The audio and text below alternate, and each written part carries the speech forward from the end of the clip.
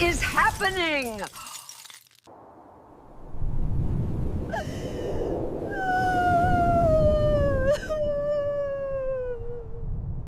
I am the keeper of the prime tenets.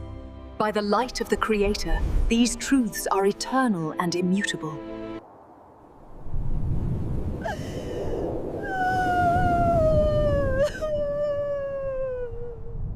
Amara, daughter of the earth, born into time shaped by choices, and now standing at the edge of eternity. I am the keeper of records, not of rumors, not of intentions alone, but of truth. The undeniable truth written in the ink of your actions, your thoughts, and the hidden motives of your heart.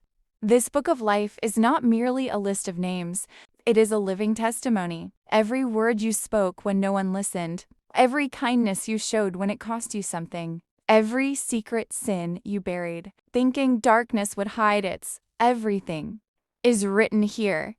Nothing was too small, nothing forgotten. Time may erase memories on earth, but eternity remembers all. You believed, Amara, that your destination was secured. You walked through life with confidence, telling yourself that being better than others was enough. You gave to the poor, but often for recognition. You prayed, but your heart wandered. You forgave, but only when it was convenient. You wore righteousness like a garment before men, yet inside, you wrestled with pride, envy, and silent judgment. Let it be known, this judgment is not about comparison. You are not measured against your neighbor, your friend, or even your enemy. You are measured against truth, pure, holy, unchanging truth. Here are your acts of kindness. Yes, they are here. Moments when you lifted others, when compassion flowed from you genuinely. These shine like light in these pages. But also here are your hidden contradictions. The times you ignored the voice, urging you to do right, the times you hardened your heart, the times you chose comfort over conviction, and most importantly, the matter of your heart toward God, not the words you said publicly, but the posture of your soul. Did you truly surrender? Or did you simply assume acceptance? I do not judge you, I only read what is written. The verdict does not come from me, but from the one seated on the throne.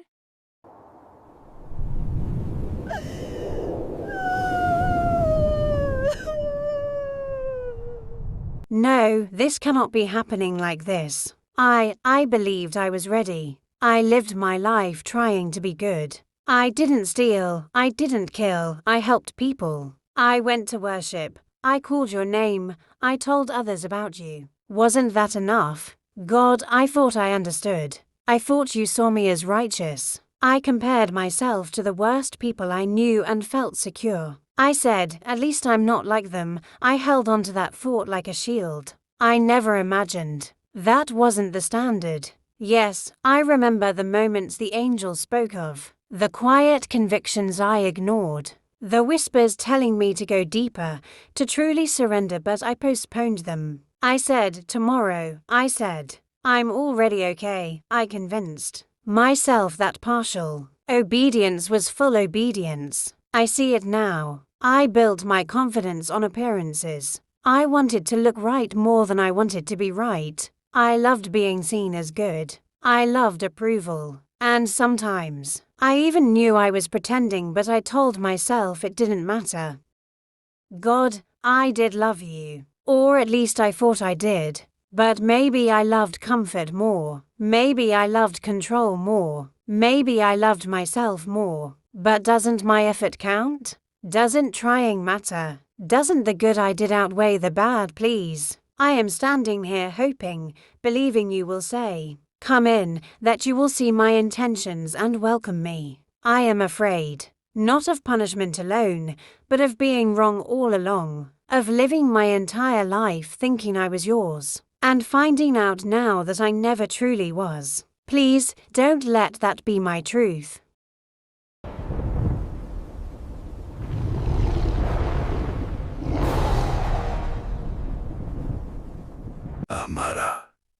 Amara, how familiar your story is. How beautifully tragic. You see, I never needed to drag you into obvious darkness. No, No, that would have been too easy, too noticeable. Instead, I gave you something far more effective. False assurance, I whispered gently, not loudly. You're fine, I said. You're better than most. And you believed me. I didn't need you to become evil. I only needed you to become comfortable. Comfortable enough to stop seeking truth deeply. Comfortable enough to settle for surface righteousness. You wore religion like a crown, but you never questioned whether it reached your heart. You compared yourself constantly. Oh, that was my favorite trick. As long as you looked sideways at others, you never looked upward at the true standard.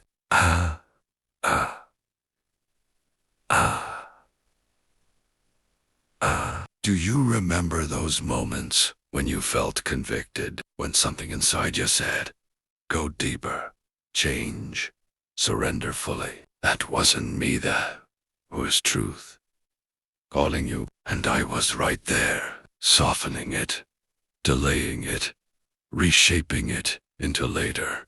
Later, and now, here you are. You weren't deceived by darkness. You were deceived by just enough light, enough to feel safe, but not enough to transform you. You thought you were walking toward heaven, but you never truly left the path of self. And the most painful part, you had every opportunity to see it. True was not hidden from you. You simply chose a version of it that required less from you. So now, do not blame me entirely.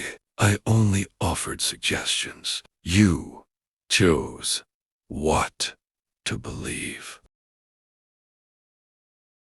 Amara, before the foundation of the world, I knew you. Before your first breath, I loved you. Throughout your life, I reached for you not once, not twice, but countless times. My voice spoke to you in quiet moments, in discomfort, in conviction, in truth that stirred your soul. I am not a distant judge who delights in condemnation. I am a just and holy God, but also a loving Father who desires truth in the innermost being. You ask if your efforts matter. They do, but not as a substitute for surrender. Good works are not a currency that purchases eternity. They are meant to flow from a transformed heart, not replace it. You lived a life of partial devotion. You gave me space, but not full authority. You acknowledged me, but did not fully yield to me.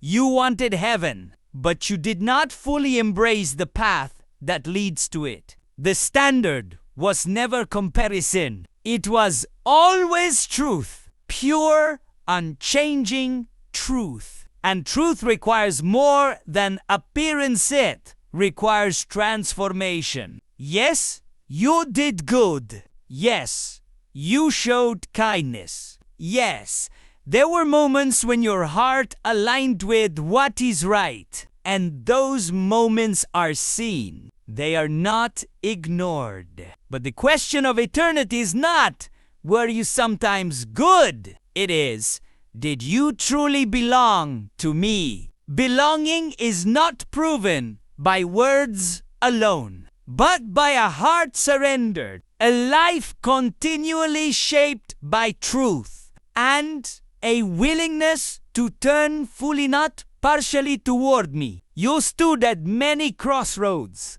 Amara.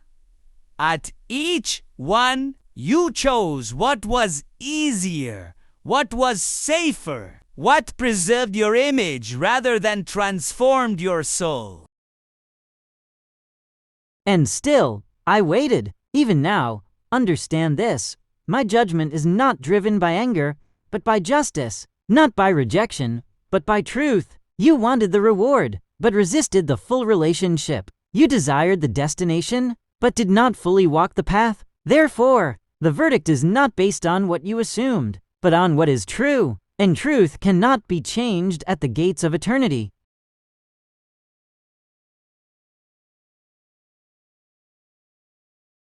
This is the words of the judgment. Amara, you played your role on earth with greed, foolishness, and inconsiderate at some point.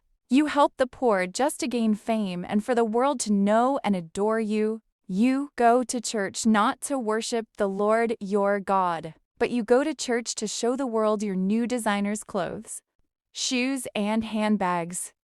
You club instead of preaching the gospel, despite age is no longer available for you. Therefore, I say not of my own judgment, but according to the God, who's the Father of judgment. Ha, ha, ha. Amara, the daughter of death. I whispered to your ears, and you heard me. I spoke to your heart, and you listened. I called your name, and you answered. I told you what to do, and you did it. I showed you the path of death, and you followed me. You walked to the paths of ungodly. You pleased me instead of your maker. You thought you were doing the right things, but Amara, my daughter, you failed. Come to me, you daughter of darkness, the doer of evil. You thought you were genuine in your heart, but your life is filled with emptiness, pride, and grudge. You helped only those who praised and adore you instead of God their maker. Your fame and unrighteousness like a garment of silver clothing. Welcome to the path where you belong, the land of unending sorrows and anguish. Come, you daughter of ungodly. Ha, ha.